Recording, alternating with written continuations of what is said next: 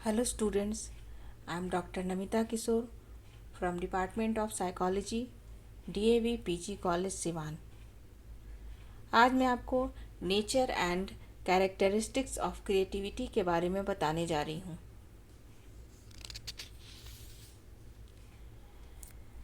Creativity एक विशेष प्रकार की थिंकिंग होती है जिसमें प्रायः ओरिजिनलिटी होती है। हरलॉक 1978 ने क्रिएटिविटी की 8 परिभाषाओं की समीक्षा करते हुए उसे पार्शियली करेक्ट बताया है। क्रिएटिविटी को परिभाषित करते हुए जर्नल ऑफ क्लिनिकल साइकोलॉजी में लिखा गया है कि क्रिएटिविटी व्यक्ति की उस क्षमता को कहा जाता है जिसमें वह कुछ ऐसी चीज़ों, रचनाओं या विचारों को पैदा करता है जो नया होता है एवं जो पहले से उसे ज्ञात नहीं होता है।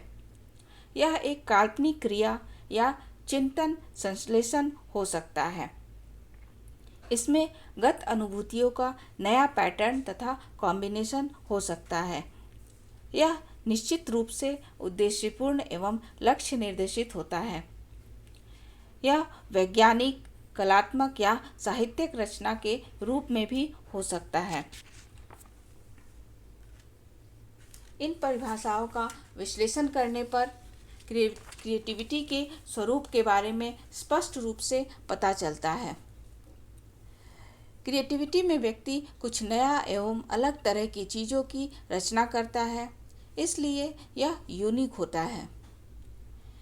क्रिएटिविटी गोल डायरेक्टेड होता है। इसमें व्यक्ति डाइवर्जेंट डायरेक्शन में चिंतन करता है। इस तरह भिन्न भिन्न दिशाओं में चिंतन करने की क्षमता को डाइवर्जेंट थिंकिंग कहा जाता है। यही कारण है कि क्रिएटिविटी में डाइवर्जेंट थिंकिंग सम्मिलित होता है। क्रिएटिविटी व्यक्ति द्वारा पहले से प्राप्त सार्थक ज्ञान पर निर्भर करती है।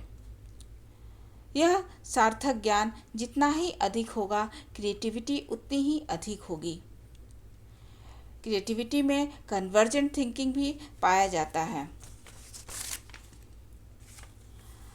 मनोवैज्ञानिकों ने सृजनात्मक व्यक्तियों के चिंतन का विस्तृत अध्ययन किया तथा उनका विश्लेषण करके सृजनात्मक विचारकों के कुछ गुणों का निर्धारण किया है। इसमें से कुछ प्रमुख गुण या विशेषताएं इस प्रकार हैं।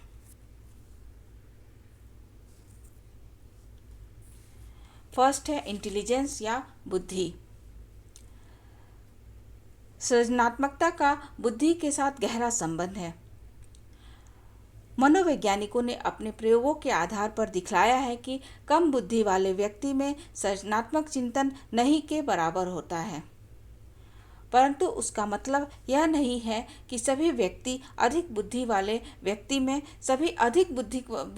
व्यक्ति में क्रिएटिविटी अधिक ही हो।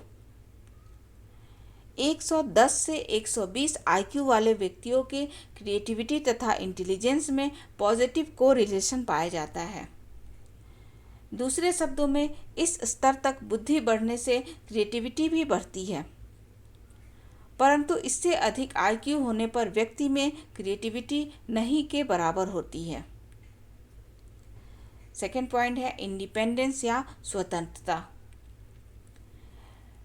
क्रिएटिव थिंकर के विचार तथा क्रियाओं में स्वतंत्रता देखी जाती है। ऐसे व्यक्ति इस बात की परवाह नहीं करते हैं कि उनके विचार या उनके द्वारा की जा रही क्रियाएं अन्य व्यक्तियों के विचार या क्रियाओं से मिलती जुलती हैं या नहीं। दूसरे शब्दों में, सृजनात्मक विचारक व्यक्तिपरक होते हैं।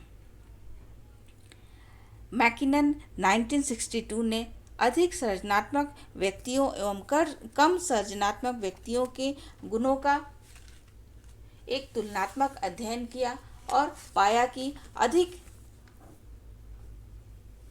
सृजनात्मक व्यक्ति अधिक आविष्कारशील, अधिक स्वतंत्र तथा अधिक व्यक्तिपरक होते हैं, जबकि कम सृजनात्मक व्यक्ति विश्वसनीय, आश्रित तथा सहनशील होते हैं। थर्ड पॉइंट है सेंस ऑफ ह्यूमर या हास्य भाव। क्रिएटिव थिंकर की एक विशेषता यह भी पाई गई है कि वे किसी घटना, चीज या वस्तु को गंभीरतापूर्वक नहीं लेते हैं, बल्कि उसकी व्याख्या हास्याकर ढंग से करते हैं। दूसरे शब्दों में ऐसे व्यक्ति में मनोविनोद एवं हास्य का अंदाज तीव्र होता है। मन एंड फर्नलैंड 1969 ने एक अध्ययन किया जिसमें अधिक सृजनात्मक व्यक्तियों तथा अधिक बुद्धिमान व्यक्तियों को व्यक्तित्व के कई शील गुणों को उनके अपने लिए महत्व के क्रम में सजाने के लिए कहा गया।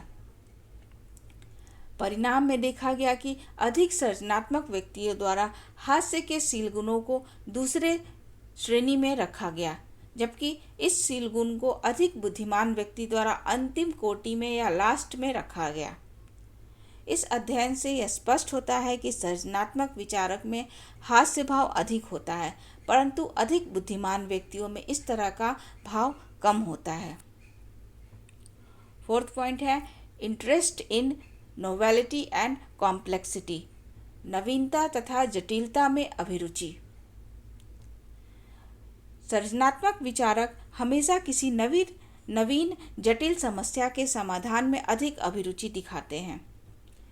ऐसे लोगों को किसी रूढ़िवादी समाधान में आनंद नहीं आता है। वे हमेशा कोशिश करते हैं कि वे अपने चिंतन के आधार पर किसी नई चीज या घटना की खोज करें। यानी सृजनात्मक विचारकों में मौलिकता का गुण होता है।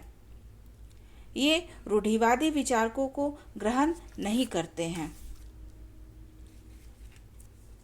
फिफ्थ पॉइंट है सेल्फ असर्टिव एंड डोमिनेंस, अर्थात स्वाग्रही तथा प्रभुत्व। सृजनात्मक विचारक काफ़ी स्वाग्रही होते हैं। दूसरे शब्दों में ऐसे व्यक्ति अपने विचारों की अभिव्यक्ति खुलकर करते हैं तथा काफ़ी जोरदार शब्दों में उसके लिए तर्क प्रस्तुत करते हैं। वे तनिक भी इस बात की परवाह नहीं करते हैं कि उनके इस विचार का लोग हंसी भी उड़ा सकते हैं। इतना ही नहीं, इनमें प्रभुत्व का गुण भी होता है। साथ ही ऐसे व्यक्तियों में तार्किक क्षमता अधिक विकसित होती है। 6 पॉइंट है लीस्ट यूज ऑफ सुपरविजन, दमन का कम से कम प्रयोग। दमन एक ऐसी प्रक्रिया है जिसमें व्यक्ति जानबूझकर अपनी इच्छाओं एवं आवेगों को अचेतन में भेजता है या दबाने की कोशिश करता है। अध्ययनों में पाया गया है कि जिन लोगों में सृजनात्मक चिंतन की क्षमता अधिक होती है, वे लोग अपनी इच्छाओं को दमन द्वारा कम से कम नियंत्रित करते पाए गए हैं। इस तरह हम देखते हैं कि सृजनात्मक चिंतन करने वाले व्यक्तियों में अनेक विशेषताएं पाई जाती हैं, जिसके आधार पर उन्हें समझना आसान हो जाता है। That's all. Thank you.